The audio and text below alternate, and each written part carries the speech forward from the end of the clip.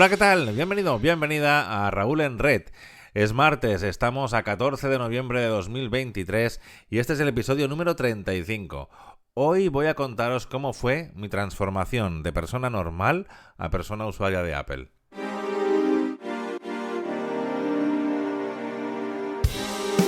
¿Eres el propietario de una casa rural, apartamento u hotel? En ese caso, BetaWeb te puede ayudar mucho.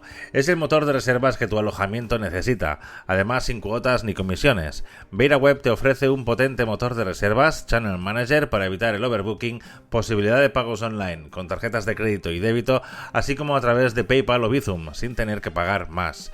El motor de reservas de BetaWeb será tuyo para siempre, solamente con un pago único en el momento de la instalación. Se entrega totalmente configurado, dispone de una fácil gestión de sus reservas y en cualquier caso tendrá soporte personalizado de un gran equipo. Entra ahora en betaweb.com y date esa oportunidad, sin duda saldrás satisfecho. Pues hace tiempo que tenía en mente contar mi vida appleiana, digámoslo así, porque yo soy de la generación que ha vivido muchos años sin que Apple existiera de la forma en la que lo conocemos hoy en día. Y no había iPhone, no había iPad, ni Apple Watch, pero sin embargo sí teníamos móvil y hubo un momento en que hicimos ese traspaso a la compañía de la manzana mordida. Yo me compré el primer iPhone en 2008, concretamente en noviembre de 2008, y yo venía de Nokia, exactamente de un Nokia N70. Otro día hablamos de los teléfonos Nokia, a los cuales les tengo un especial cariño por varias cosas.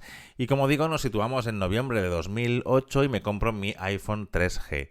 Era la segunda generación de los iPhone, la primera apareció en 2007 y raro en mí que en ese momento no me lancé a comprarlo, pero hacía apenas un año que tenía mi Nokia y bueno, pues la cordura ganó esa batalla. También he de decir que fue la última batalla que ganó. Ese iPhone 3G marcó un descubrimiento en mí. Yo supe desde la primera semana que lo tuve que eso no había hecho más que comenzar y en ese momento me di cuenta que mi amada Nokia se había quedado muy, muy atrás. Bueno, Nokia y todo lo que había en ese momento. Un amigo mío tenía una BlackBerry y ese iPhone estaba por encima de esa BlackBerry. Fue un descubrimiento muy grande y yo sabía que iría a mucho más. Ese iPhone, para resumir 4 de sus características, tenía una pantalla de 3,5 pulgadas, una cámara de 2 megapíxeles, 128 megas de memoria RAM y un almacenamiento interno de 8 gigas. Como procesador por aquel entonces era un Samsung ARM con una numeración muy rara, muy aleatoria. Y como novedad en ese modelo es que estrenaba la conexión 3G, ya que el modelo anterior tenía conexión Edge. También se instauró el correo electrónico tipo push y vio la luz la App Store, donde permitía a apps de terceros ser instaladas en el iPhone. Todo eso bajo iOS 2. Con ese iPhone 3G estuve yo 3 años, hasta noviembre de 2011, año en que me compré el iPhone 4S. Para ese entonces yo vivía gran parte del año en Estados Unidos, concretamente en Detroit, por cosas de la vida, y fue prácticamente presentar el iPhone y comprarlo la semana siguiente.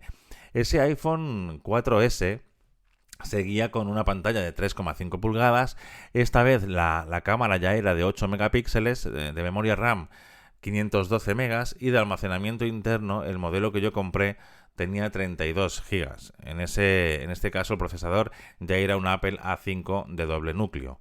La presentación de ese modelo fue la primera de Tim Cook en lugar de Steve Jobs, que falleció justo al día siguiente. Ya llevaba algún tiempo que su estado de salud iba empeorando y esas cosas que pasan, que parece que estuviera esperando la presentación del nuevo modelo para poder descansar en paz, y así fue. En este modelo se nos presentó a Siri, que venía de la mano de iOS 5. Como curiosidad, a los 3 días de estar a la venta se habían vendido 4 millones de iPhone, la mayor cifra en la historia para un teléfono móvil. Y poco más, hay que tener en cuenta que veníamos de un iPhone 4 y que todos los cambios eran internos. Buenos cambios, pero nada que pudiéramos ver.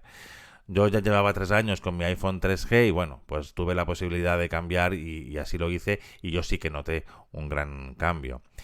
En ese momento me entró la paranoia iPhone, que digo yo, y apenas 10 meses después ya me estaba comprando el iPhone 5. Era a finales de septiembre de 2012 y seguía en Estados Unidos, por lo que pude hacerme con uno antes de que saliera a la venta aquí en España. Y ya me ves a mí mandando fotos a mis amigos de aquí como si hubiera descubierto una especie nueva de algún animal. Ese iPhone 5 ya contaba con alguna pantalla, con una pantalla de 4 pulgadas, seguía con la cámara trasera de 8 megapíxeles, 1 GB de memoria RAM y 32 GB de almacenamiento. El procesador en este caso era el A6, el sistema operativo que traía de serie iOS 6, y como novedad en este modelo se incorporó la pantalla Retina con tecnología táctil integrada. Aquí fue también donde vimos por primera vez el conector Lightning, y se incorporó también en este modelo el estándar LTE. 3 añitos estuve con un iPhone 5 hasta octubre de 2015, que lo actualicé al iPhone 6S, una maravilla de teléfono. Aquí la pantalla ya era de 4,7 pulgadas, cámara trasera de 12 megapíxeles, 2 GB de memoria RAM y en mi caso 64 GB de almacenamiento. Este modelo estrenaba el 3D Touch, donde la pantalla táctil era sensible a la fuerza, tenías grabación de vídeo en 4K, Touch ID de segunda generación y iOS de 9, es el que venía de serie. Todo eso corriendo bajo el procesador A9. Y en mi caso era el color rosa, el oro rosa. Es un teléfono del que tengo un muy buen recuerdo. Realmente llegó el momento en que decidí cambiarlo y me daba cosita. Estaba emocionado por cambiármelo, pero hasta ahora es el único teléfono que me dio cosa cambiar. Y tanto fue así que no lo cambié hasta 4 años después, en noviembre de 2019, donde me apoderé de un iPhone 11 Pro. Y no puedo decir otra cosa que otro gran teléfono. Un muy buen resultado en todos los aspectos. En este caso, ya con una pantalla OLED de 5,8 pulgadas, triple cámara de 12 megapíxeles, 4 GB de memoria RAM y en mi caso 64 GB de almacenamiento, que con mi uso no me quedó en ningún momento pequeño. Matizo eso porque siempre que decía 64 GB la gente se alarmaba. ¿Dónde iba yo con eso? Pues vivía, sí, y sin problemas. En este caso el procesador era el A13 Bionic, donde de serie traía iOS 16 y este fue el primer modelo con triple lente, una ultra gran angular y teleobjetivo. En esa época yo ya había hecho un pacto conmigo mismo donde mientras el teléfono funcionara perfectamente, pues no lo cambiaría, a no ser que se me quedara justo por algo que realmente necesitara hacer, cosa que no sucedió y por lo que lo disfruté durante casi 4 años. A partir de aquí la historia ya la sabéis, hace apenas 2 meses que me hice con mi actual iPhone 15 Plus, no hace falta especificaciones, creo que ya las he comentado en anteriores episodios. Y hasta aquí la historia de mis iPhone. Vamos ahora a repasar el resto de dispositivos Apple que he ido poseyendo a lo largo de los años. Realmente empecé tarde en muchos de ellos porque debido a mi trabajo pues no necesitaba de forma indispensable ninguno. Entre otras cosas porque no los había probado y creo que algo en mí había que me prohibía probarlos porque sabía que pasaría eso, que si lo probaba sucedería.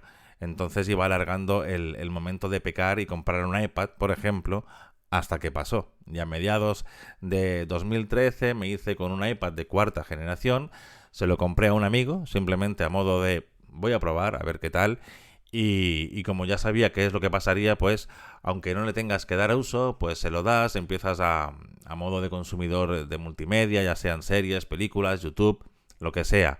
Y cada vez la cosa va a más. Aunque bueno, aún así lo aguanté bastante. Concretamente hasta octubre de 2021, donde ese sí ya se lo compré a Apple y fue un iPad de 9ª generación.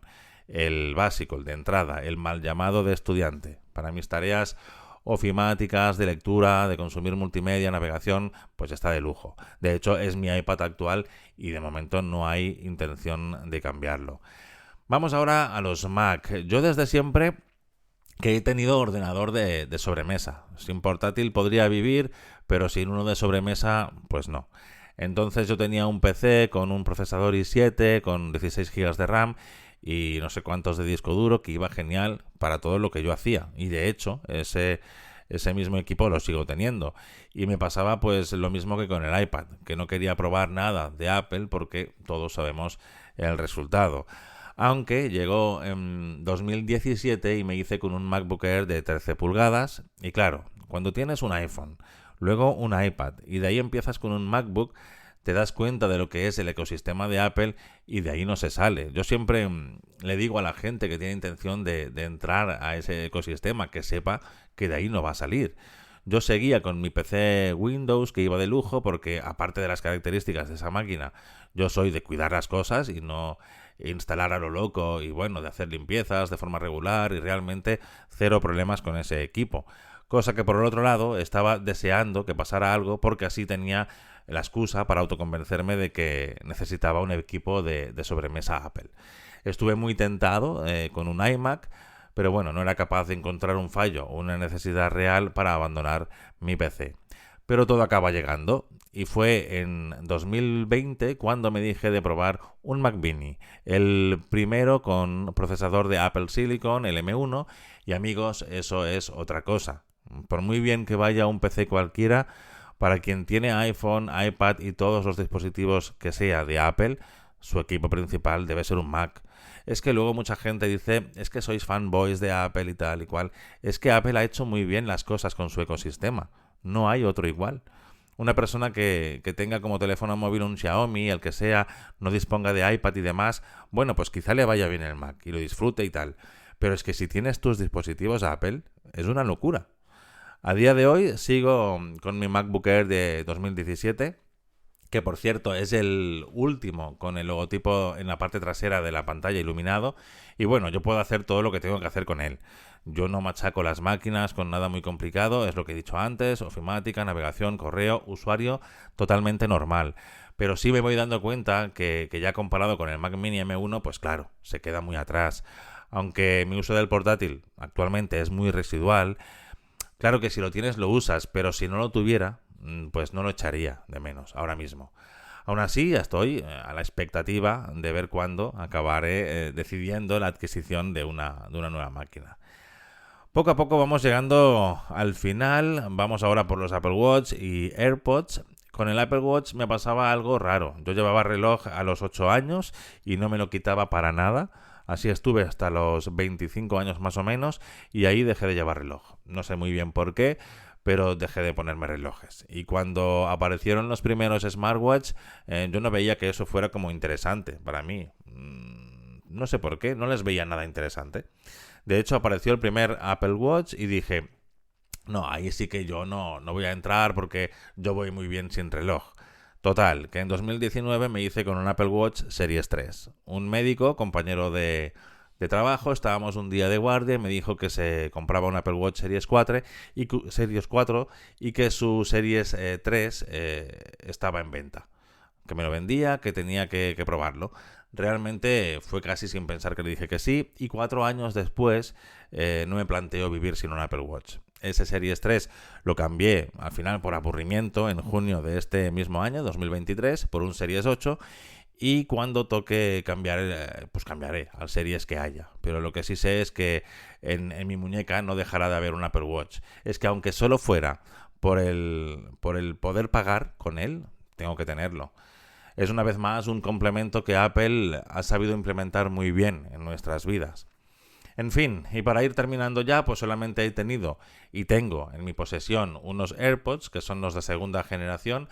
No sé exactamente cuándo los adquirí, pero a día de hoy van como el primer día y bueno, pues cuando decida cambiar ya veré dónde me dirijo, si para los modelos Pro o continúo con los básicos. En casa disponemos también de dos HomePod mini, uno en el salón y otro en el estudio. Y entre los niños y mi pareja poseemos también un iPhone XR, un iPhone SE de segunda generación, un iPhone 14, el Apple Watch que yo tenía, el Series 3, ahí lo sigue luciendo Paul, de 13 años. Luego hay dos Apple Watch Series 5 y otros AirPods de segunda generación. Yo creo que no me dejo nada. En realidad tenía, digamos, poco tiempo para preparar este episodio. Lo más fácil ha sido tirar de mi historia con los productos de Apple, que yo creo que tiene su punto de curiosidad. Como nota final, tanto el iPhone 3G y el iPhone 5 como el iPhone 6S, los sigo teniendo y funcionan. Las baterías duran lo que duran, pero funcionan. Por mi parte nada más. Ahora sí, puedes comentar lo que quieras en la web del episodio o en mastodon.raulenred.com. Compártelo si crees que puede ser de interés y pásate por beiraweb.com, el motor de reservas online para casas rurales, apartamentos, alojamientos turísticos y hoteles con encanto. Gracias infinitas por escucharme. Mi nombre es Raúl Macías. Un saludo.